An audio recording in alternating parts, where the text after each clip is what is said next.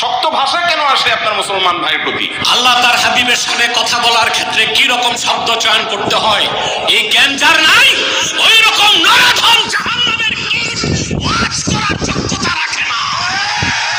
এই সাংবাদিক এই রকম একটা ফালতু শব্দ আল্লাহর হাবিব মুহাম্মদ সাল্লাল্লাহু আলাইহি সাল্লামের আরশচুম্বী সম্মান মর্যাদার দিকে নিসবত করা জঘন্যতম বিয়াদবি।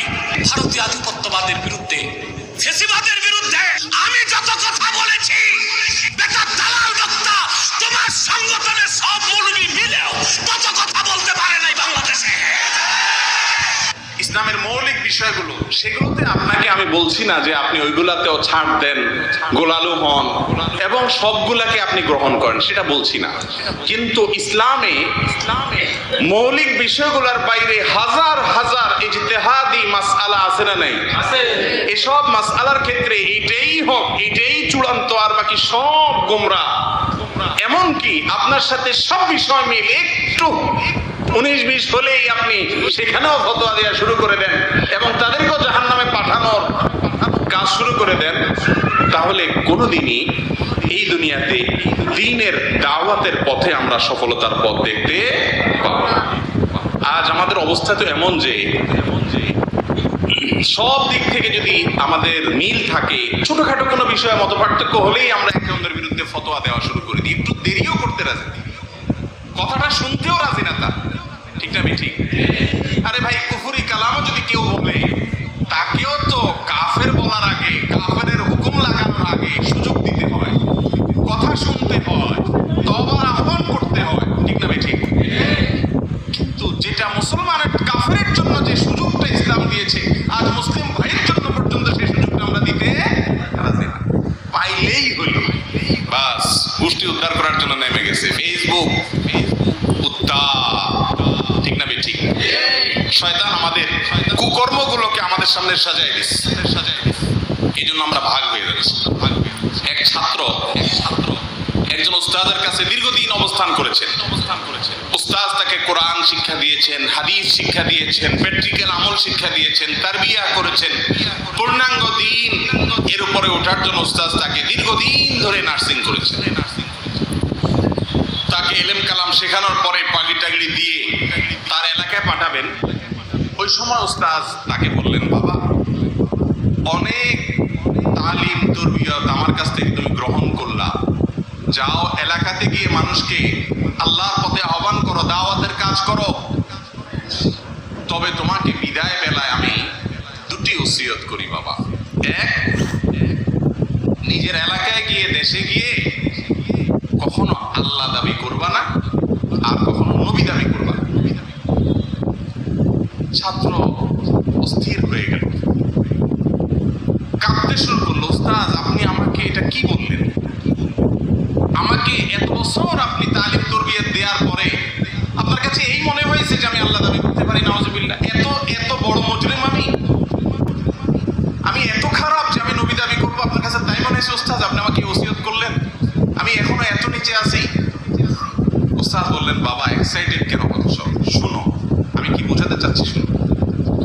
আল্লাহ রাব্বুল আলামিনের শান হলো ফাআলুল লিমা ইউরিদ।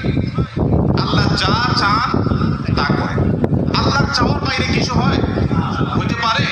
অসম্ভব। ইয়াফআল মা ইউরিদ, ইয়াফআল মা ইয়াশা, যা ইচ্ছা তা করেন। আল্লাহর ইচ্ছার বাইরে কিছু হয় না।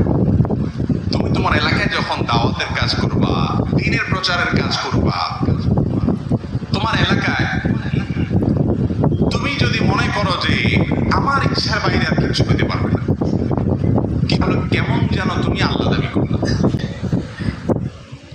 আর নবীদের শান হলো, আম্বিয়া আলাইহিমুস সালাতুস সালামের শান হলো, তারা যে পথের দিকে আহ্বান করেন, যেই পথের দিকে দাওয়াত দেন, মানুষদেরকে বলে দেন, কুল হাযিহি সাবিলি, এটা হলো আমার পথ, এটাই একমাত্র পথ না যাবে। নবীরা এভাবে দাওয়াত দেন না? নাকি বলেন, বাবা, আমারটা মানলেও হবে, আমি যাদের বিরোধিতা করতেছি, তাগুত, কুফর, শিরক, তাদের কথা মানলেও চলবে, একটা মানলেই হবে, এভাবে দাওয়াত দেয়? নবীরা কিভাবে দাওয়াত দেন?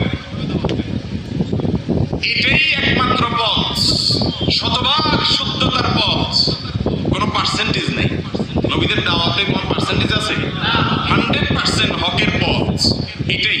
এর বাইরে আর কোনো পথ থাকতে পারে, অপশন নেই, না আকীদার ক্ষেত্রে, না ইবাদতের ক্ষেত্রে, না অন্য কোনো ক্ষেত্রে। এরপরে নবী আলাইহিস সালাম, আম্বিয়া আলাইহিস সালাম এইভাবে দাওয়াত দেন। তো উস্তাদ শাগির্দদের বললেন, বাবা তুমি তোমার এলাকায় দাওয়াত দিতে গিয়ে যদি মনে করো আমি যা বুঝছি এটাই বুঝ, আর বাকি সব হলো তরমুজ, আমি যা বুঝছি এটাই হক, আর কোনোটা হক হওয়ার কোনো ইহতিমাল সম্ভাবনা একেবারে নেই।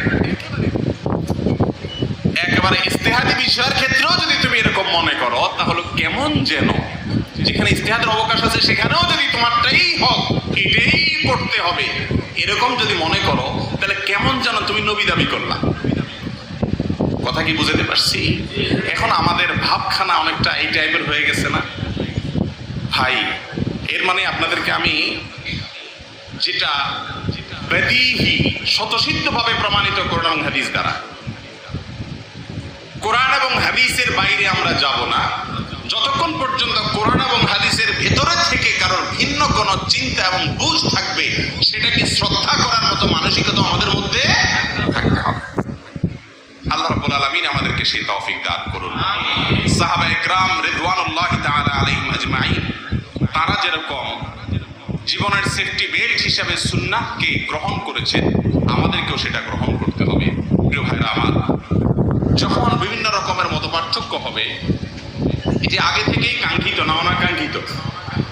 বিভিন্ন দল মতে ভাগ হবে যে মানুষ, এই জিনিসটা কাঙ্ক্ষিত না অনাকাঙ্ক্ষিত? কাঙ্ক্ষিত। নবী সাল্লাল্লাহু আলাইহি ওয়াসাল্লাম ভবিষ্যদ্বাণী করেছেন না হবে এরকম। অতএব এটা আশ্চর্য হওয়ার কিছু নেই। আশ্চর্য হবেন নিজের প্রতি, যে আমি কতটা সুন্নাতের অনুসরণ করতে পেরেছি। সুন্নাতের অনুসরণ করার ক্ষেত্রে অনেক সময় প্রবৃত্তির পূজা হয়, নফসের পূজা হয়, নফস ঘুরে ঘুরে সুন্নাতরে আপনার বেদাতকেও সুন্নাত দেখায়, ঠিক না ঠিক? খেলাফ সুন্নাতকেও সুন্নাত দেখায়। স্পষ্ট নবী সাল্লাল্লাহু আলাইহি ওয়াসাল্লাম থেকে কিছু থাকার পরেও টেনে হিচড়ে আপনার জোড়াতালি দিয়ে নিজের আমল সাবিত করার চেষ্টা আমাদের ভিতরে আছে না নাই বলেন? এই সবগুলো হলো গুমরাহির পথ।